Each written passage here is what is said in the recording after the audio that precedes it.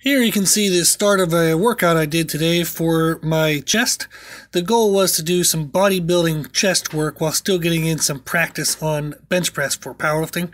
So what I'm starting with here are flies in which I'm coming together and squeezing the handles really hard for about a 3 count. And I'm doing that for, I believe it was around 6 reps. And then I went over and did a bench press for around 6 reps. So the idea of this, of kind of doing like a fly motion before the bench press, is it made the bench press feel harder at lighter weights. So that's a good way to still do like kind of bodybuilding on a get in powerlifting on a bodybuilding day. Also good technique to use when recovering from an injury. So how to make light weights feel heavy. So we have a podcast about priming and pre-exhaust techniques which allow you to do this. So I'll include that in the comments of this post.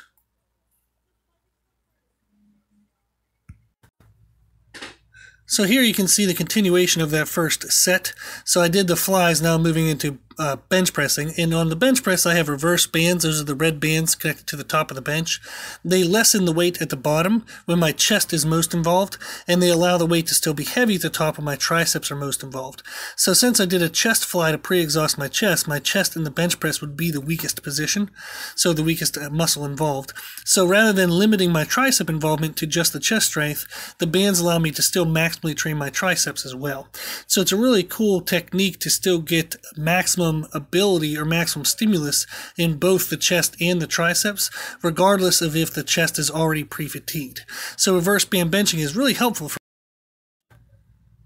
So here's a video of another set I did. So this one you can see the difference in the time under tension for each movement.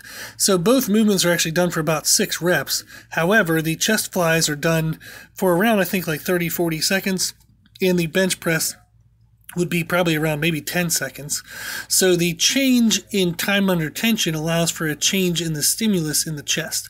So rather than presenting the chest with the same style of stimulus, but maybe just different positions, I can change positions and the style of the stimulus.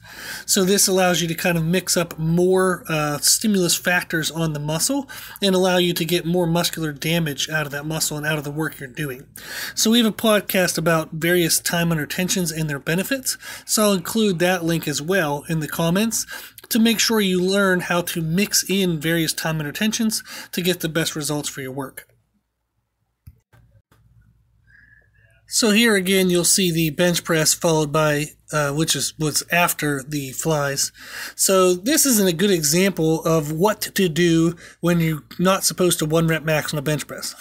So often when I talk with people when they want to try to get stronger at the bench press and or grow their chest, they tend to kind of lack ideas and therefore end up going too heavy and or 1 rep maxing too often. So in this video, you can see is a very productive workout that doesn't involve maximum weights. So this is a good style of workout to do in between your heavy ones. This allows you to still work on muscular damage, work on technique, but it gives the joints a break and allows your body to recover better. Therefore, you can peak in strength on the bigger workouts.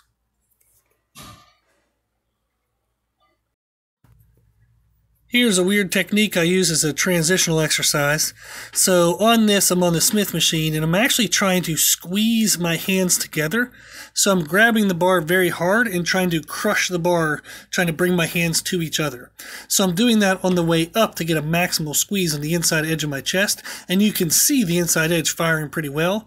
So this got a good pump in my chest before I move to the next exercise, which would stretch open that pump. And in the last exercise you can see here, I'm using our weight releasers on our Smith machine. The Smith machine allowed me to not have to worry about balance. I could just work on a contraction and eccentric stretch of the chest. So I used the weight releasers with about a 10 count eccentric. The weight releasers fell off. I pressed the top, did another 10 count eccentric, really focusing on pulling open that tight pumped chest muscle.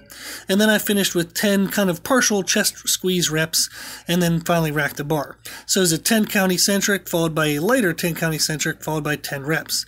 This allowed me to pull open a pump that I had from the previous exercise, creating a lot of damage, and allowed me to flush the muscle more with blood and fluid, allowing for a finishing workout.